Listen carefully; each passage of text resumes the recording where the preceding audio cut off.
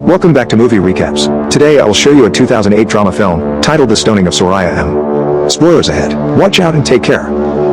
French-Iranian journalist Faridun Saabjan is traveling through Iran when his car breaks down. He waits by the road for a couple of hours until a small bus comes by that accepts to pull his car to the nearest village, Kupeye. All this is seen by Zara, who has visited the river to bury some bones and clothing shreds that almost got eaten by the wolves. She rushes back to town to see Faridun leave his car with the local mechanic Hashim, who at first does not want to take the job, but changes his mind when Faridun gives him some extra dollars. Zara notices he keeps a tape recorder in his bag and tries to approach him to tell him the village hides very dark secrets, but she is interrupted by the town's mullah, Sheikh Hassan, and the mayor, Ibrahim, who call her crazy and send her away. The two men are noticeably uncomfortable with Faridun's presence in their village, and after asking him some personal questions, they try to get him to have lunch with them, but Faridun turns them down and goes to a cafe alone. There, he is approached by Zara again, who throws at him a little paper ball containing a bone and a map to her house. Faridun decides to play along and visit her while making sure nobody has followed him. After sending his niece's young girls back into the house, she makes tea and asks Faridun to please listen to her story, which he accepts and prepares an empty tape to record it with. It all started some weeks ago. Zara had a niece, Soraya M, who was married to an abusive man called Ali.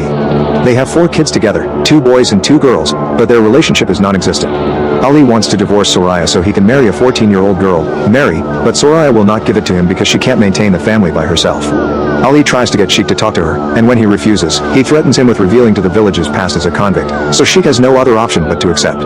Sheikh visits Soraya at her home and, unaware at first that Zara is around listening to their conversation, he tries to remind her of her duties as a wife, which if she cannot fulfill, then the best idea is to accept the divorce. Ali will allow her to keep the girls while he takes the boys, and Zara can keep the house as well, but this is not enough for them to survive.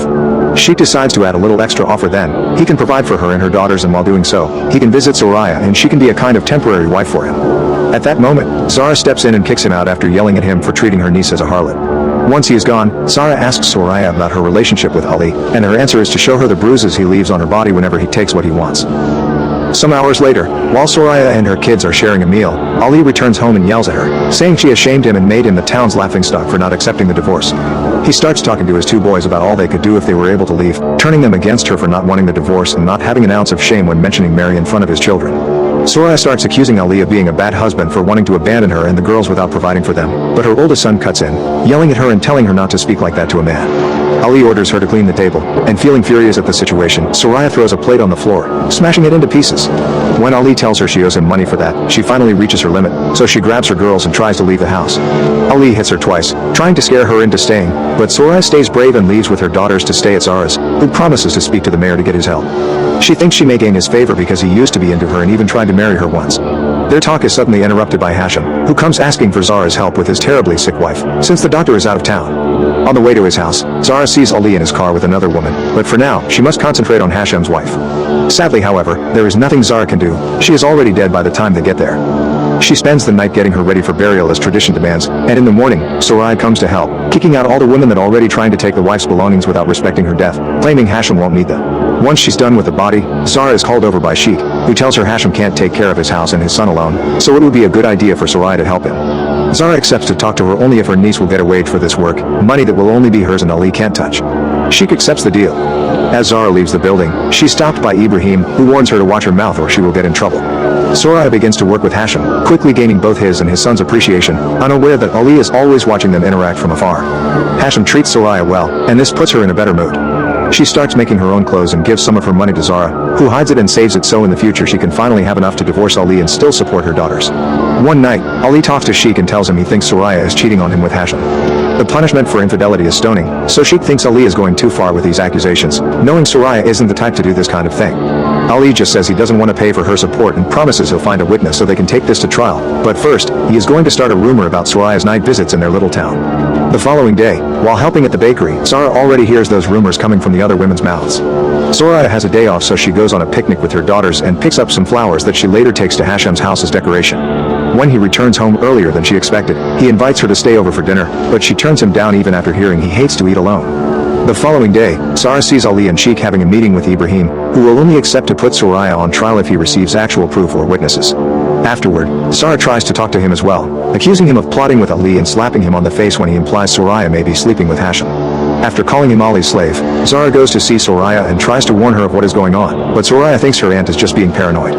Meanwhile, Hashim is called to have a meeting with Ali and Sheikh so they can ask him about Soraya's behavior around him. These questions make him uncomfortable, and the fact they offer him a contract he can't read doesn't help matters, so he decides to leave.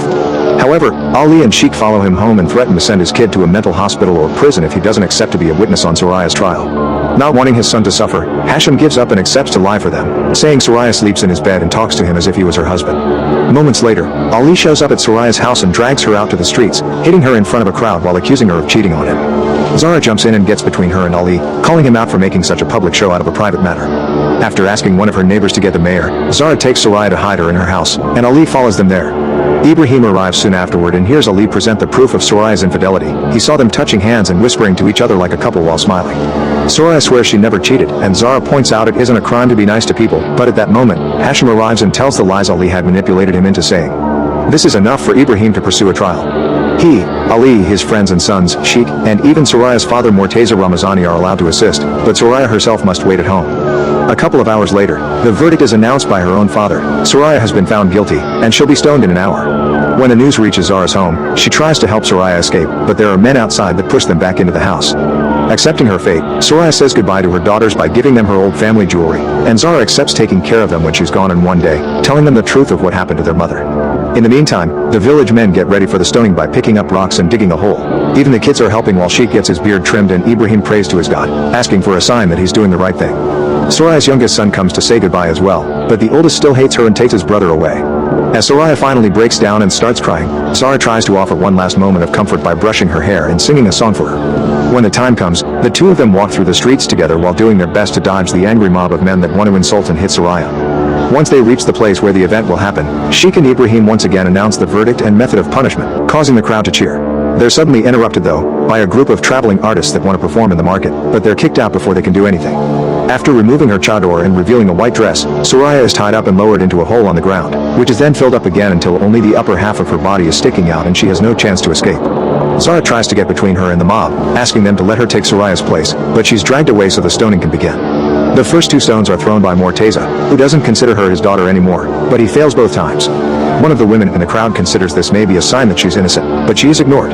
Ali goes next and his stones do hit, making Soraya cry and bleed. Sheik goes next, and after him, both of Soraya's sons throw stones at her too.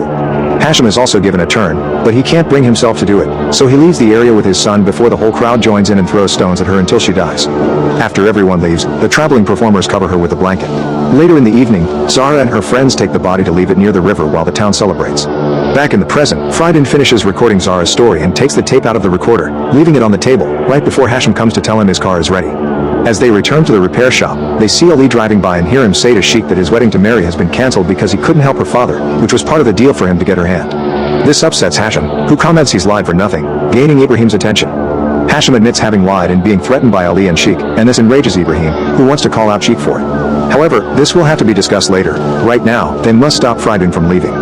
The journalist ignores them and gets in his car, but Sheik has some revolutionary guards under his command, and they threaten Frieden with their weapons to make him hand them his bag. He's only allowed to leave after they destroy all their tapes, but on his way out of town, Zara gives him the tape he left at her house. The car starts malfunctioning again, so she gets between him and the crowd to give him time to get it to take off.